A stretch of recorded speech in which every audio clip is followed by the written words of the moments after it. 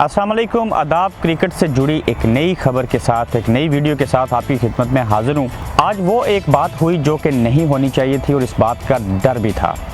वो ये हुआ कि जुनैद खान को जब क्रिकेट टीम से ड्रॉप किया गया वर्ल्ड कप के स्क्वाड से, तो उन्होंने एक ट्वीट की और मुंह के ऊपर टेप लगाकर उन्होंने कहा कि खामोश रहने में बेहतरी है, अगर बोलूँगा तो बहुत कुछ होगा या फसाद पड़ेगा, चूँकि सच कड़वा होता है। उनकी इस खबर को न सिर्फ अपने मीडिया ने शाया किया बल्कि भारतीय मीडिया ने भी इसको कैश करवाया। और कैश इस सूरत में मैं कह सकता हूँ कि वो चाहते हैं कि टीम के अंदर से इख्तलाफात हों, लेकिन जुनैद खान चूँकि बाहर निकल चुके हैं और उनकी तरफ से ऐसा कहना वो इख्तलाफात की मद में नहीं आता या उसकी जद में नहीं आता। लेकिन जुनैद खान को ऐसे नहीं करना चाहिए था।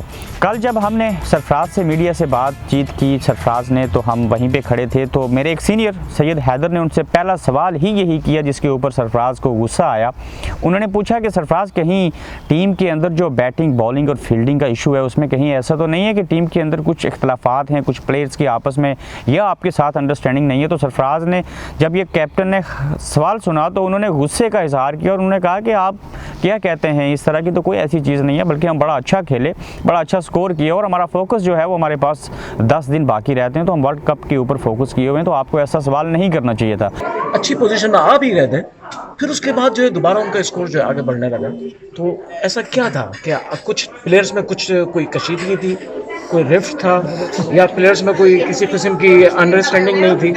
अगर ये आपका सवाल कशीदगी वाला अजीब सा सवाल है, आपने मतलब अजीब सवाल कर दिया। मतलब इसमें अगर रन्स पढ़ लें तो इसमें कशीदगी वाली कोई बात ही नहीं है। बात कुछ आपके सीनियर प्लेयर्स खामोश हैं, काउंटर न करें प्लीज, क्विकली मुझे जवाब देने देना सर, आप मुझे जवाब देने दें। और जो आपने बात की ऐसी कोई बात नहीं, और कोशिश ये करें कि ऐसी सनसनी ना फैलाएं जो कि लोगों तक पहुंचे। इस सवाल को और इस सरफराज के जवाब को 24 घंटे भी नहीं गुजरे थे कि वो खबर, वो सवाल सच साबित हो गया और जुनैद खान ने ट्वीट कर दिया।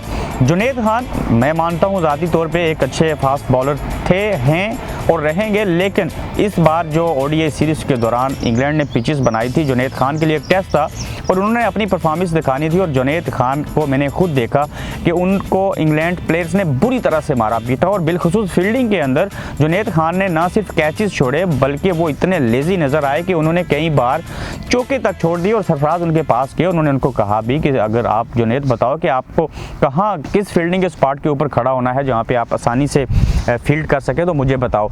तो देखा जाए तो जुनैद खान को मेरे मुताबिक या बाज़ लोगों के मुताबिक सही मनों में ड्रॉप किया गया है।